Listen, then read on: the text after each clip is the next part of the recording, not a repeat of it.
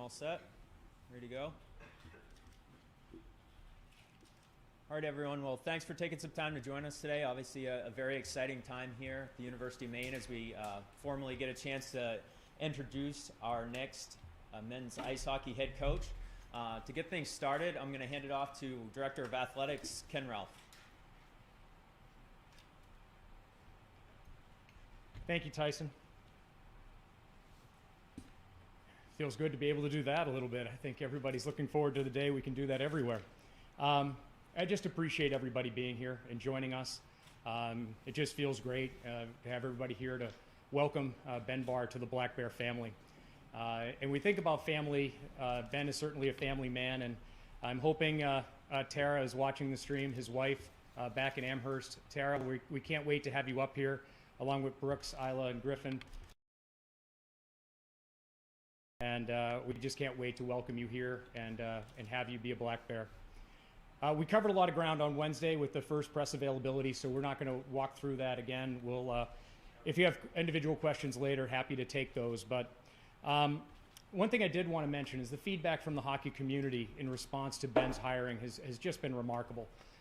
People from all over the country have been reaching out, and guys in the NHL and through the collegiate ranks, in the junior ranks, agents.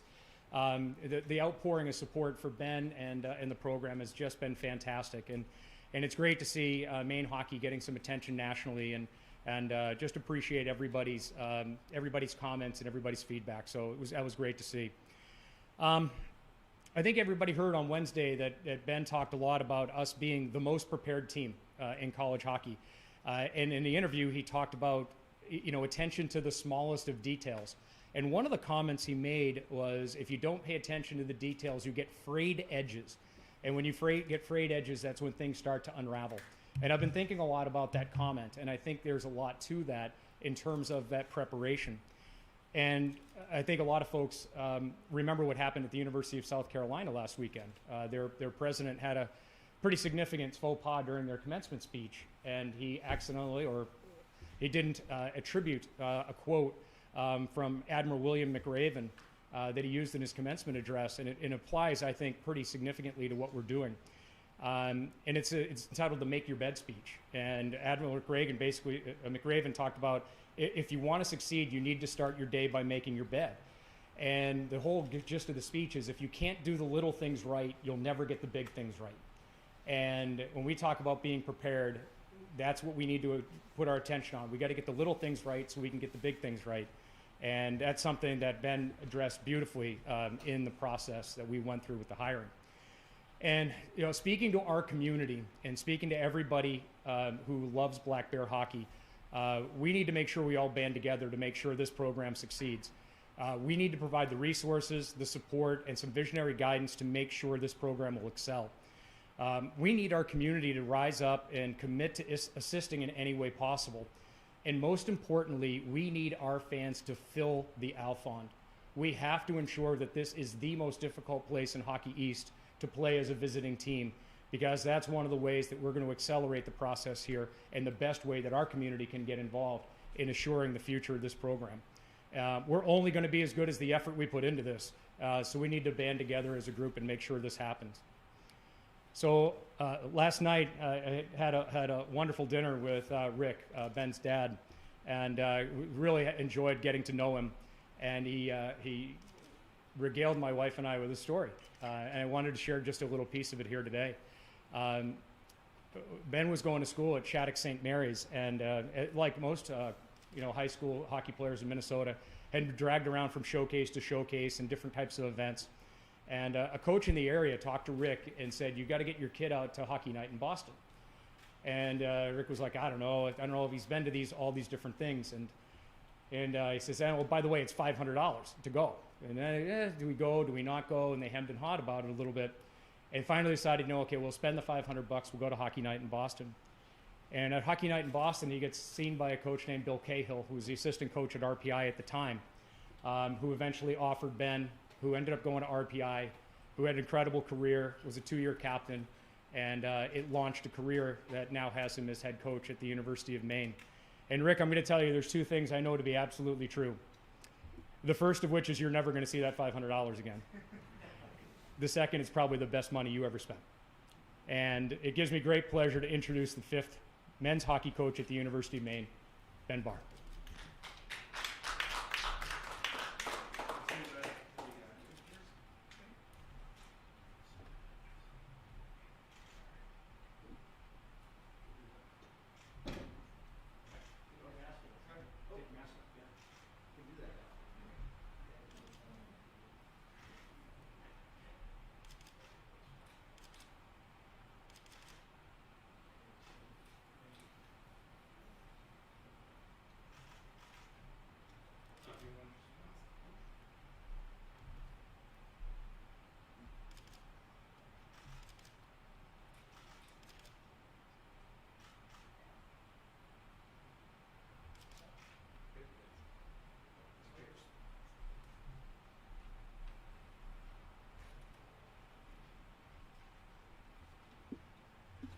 Thanks, Ken, for the kind words. It's been a whirlwind of a couple days. I could never have dreamed of the support and the passion that I've seen since Wednesday when the announcement was made, and it's truly an honor. It's an honor to have everybody here today. It's been a long time since I've been a part of something like this, and I just told Ken I've never had more than a couple of people come out to hear me say anything, so it's pretty humbling, and it's an honor. So just want to thank a few people. First and foremost, obviously Ken for giving me this opportunity. It's a dream come true, as I mentioned on Wednesday. President Farini Mundy for supporting the hire, obviously, as well. On Wednesday, after all the Zoom calls, I realized as soon as I got off the computer, I realized I didn't thank the most important people in my life. My wife Tara, my 3 kids, Brooks, Griffin, Isla, my parents who were with me in Massachusetts at the time, my sisters, Chelsea and Cassandra, and their families back in Minnesota. That was kind of a bad feeling. So I'm really fortunate that I have a chance to do that again right now. And the other thing that's really nice is I'm able to have my dad, Rick, come with me yesterday, and my mom unfortunately stayed back with Tara. My mom Debbie stayed back in Massachusetts with Tara and the 3 kids. So I'm extremely fortunate to have a supporting family, supporting wife. Without that and without that story that Ken just mentioned, I know I would not be standing here today. I want to also thank again the search committee. Brian Faison, Samantha Hegman, the Bruce Major, Gar Snow, and Jim Montgomery, who are part of, basically approving my hire, which is I don't take lightly. I was talking to Ken last night at dinner, and when I graduated from RPI in 2004, the next year was the NHL lockout season, and it was hard. I know I wasn't going to play in the NHL, so you kind of, at that point, similar to this year with some of the seniors, where it was tough because with COVID, there weren't a lot of opportunities to move on and play. I realized that I wasn't probably going to be an NHL player. I wasn't going to play pro hockey for 10 or 15 years. So the next best thing was, how do I keep playing? How do I keep staying in the game? And that was coaching. And I was able to do that as a volunteer at RPI. Nate Lehman gave me an opportunity at Union a few years after that. Went to Providence with him. Andy Murray was another mentor of mine at Western Michigan for a couple years, and then Greg Carville the past 5 years. And I know without the support of all the people I've mentioned, all the coaches that have mentored me, I know I would not have this opportunity. That being said, I'm extremely excited to get going. I wish we could fast forward a couple months to get to the fall and hopefully get back on the ice with the team, hopefully have fans in the stands and play home games again this year. This is a really special place. I've always known that, being on the other side as a visitor, whether it was at UMass or Providence, that there's something here in this community, in this state that make hockey really special. And every day from now until the season starts, once that season starts for the next hopefully 10, 20 years. Hopefully I'm here till I retire. That would be a dream. But every day we're gonna work to make Black Bear hockey a little bit better. And I'm confident in a couple years that every night we take the ice, we will believe we can win that game. And that's a really good feeling as a coach, and I've been part of that at a few places, and I have no doubt that can and will happen here again. So it's an honor to be the 5th head coach. It's an honor to stand here where so many great coaches, obviously Coach Gendron was the last one, and I hope I can live up to the honor of the past coaches that have been here. But thank you, Ken. It's been a whirlwind couple days, and I also I didn't know this was going to happen, but I told Ken that my dad might be coming up here with me, and really cool. I know this is going to make his day. Ken was nice enough to give my dad a jersey as well, so I wanted to come up here and have him present my dad with this jersey too. You take your mask off, too. So.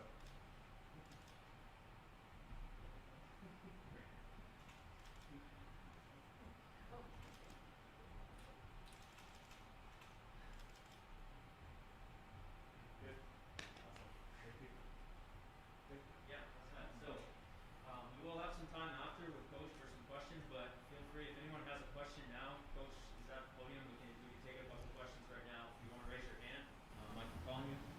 Sure. Larry Mahoney, Denver Daily News. Ben, how are you? Good, Larry. Can you give us a timetable now that you're the head coach, as far as what's next on the agenda? The coaching staff, do you have slots to bring in? Might you bring in a player or two?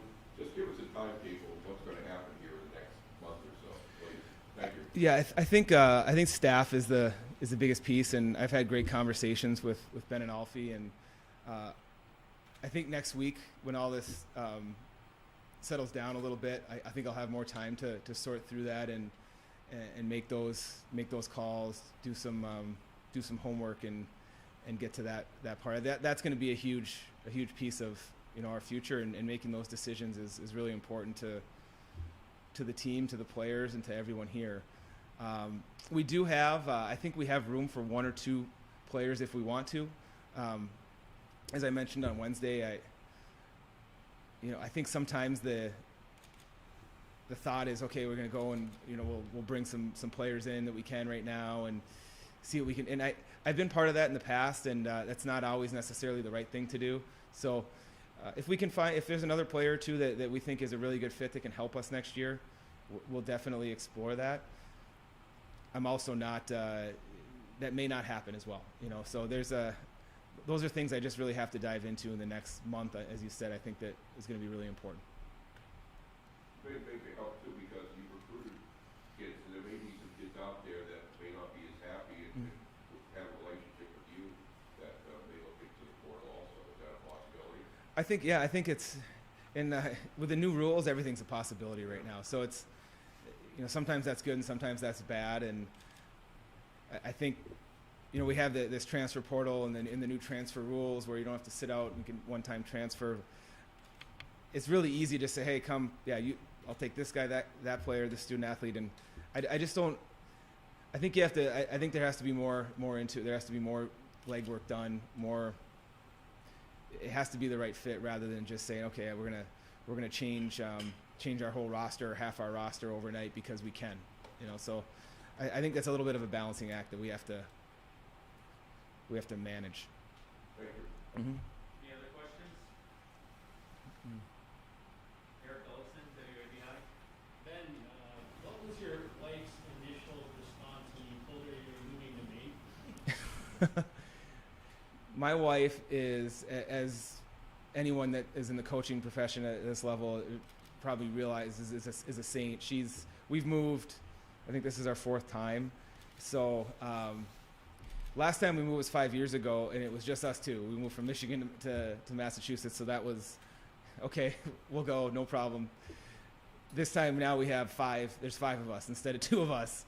So a lot has changed in the last few years, but she is super supportive. she's never been up here, so and unfortunately, obviously, she's still recovering from the birth of her twins. Couldn't come today, but she gets it, and she's always been supportive, and I couldn't ask for a better partner in this. So she's excited to come up, and she also gets to find a new place to live, which she's excited about. So that's always, she likes that part. John Wagner, Fox ABC Bangor. When you are going to start talking to some of the recruits and some of the guys that are already on tape, I know you talked with the team earlier this week over Zoom, but once you start talking to some of the recruits that were already kind of brought in by the previous staff, what's going to be your message to them, and as you know, about how things are going to be different with you and how they can fit into your system? I think a lot of times talk is cheap, so I have to go through, I'm trying to get through all the current players right now, and then, obviously move on to the committed players that are on the list here as well. I think I'll ask them to do a little research on me and in places I've been to, because I think sometimes that's the hockey world is really small, and players know players on every team in college hockey, junior hockey, all that kind of stuff. So I don't want to. I'm not gonna tell them everything I'm gonna do for them. I hope that they do their homework on me and feel that it's the best fit. Because it's, as I mentioned to the team on Wednesday when I had a chance to speak to them, it's always uncertain. There's a lot of uncertainty and questions when a new coach comes in, a new staff comes in.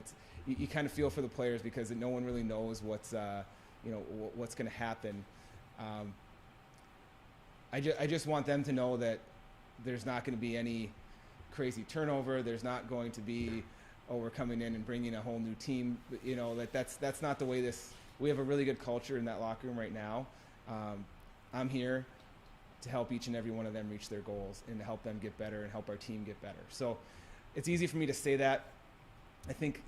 I hope they all, reach out and try to talk to somebody that might know me and get a better idea of, how we might operate going forward. And I think that'll give them a better taste than me telling them about myself. I'm not great at talking about myself. So just to answer your question. One more question.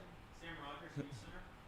Ben, I'm sure you've talked to, guys that you've been coaching with throughout the years. And did any, head coaches that you served with offer any advice making the jump from assistant to head coach? And if so, what is the advice? I mean, as I mentioned, I've been super fortunate to be around some of the best in the world. I've talked to all of them, and they're all smart enough to know that they'll offer advice if they're asked, but they also be yourself, and that's what everyone has told me that. I've been through this process a few times, and I've talked to Ken a lot about this, and sometimes it's easy to when you're trying to achieve something you've been dreaming of your whole life, of being the head coach at Maine.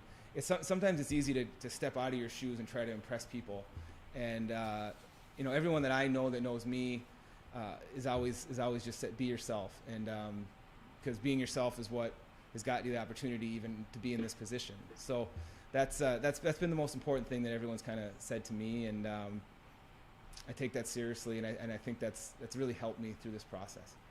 Thank you. Thanks everyone for your time. Coach, thank you for your time. And thank you for your time. That will conclude our press conference. Thank you. Thanks, everyone.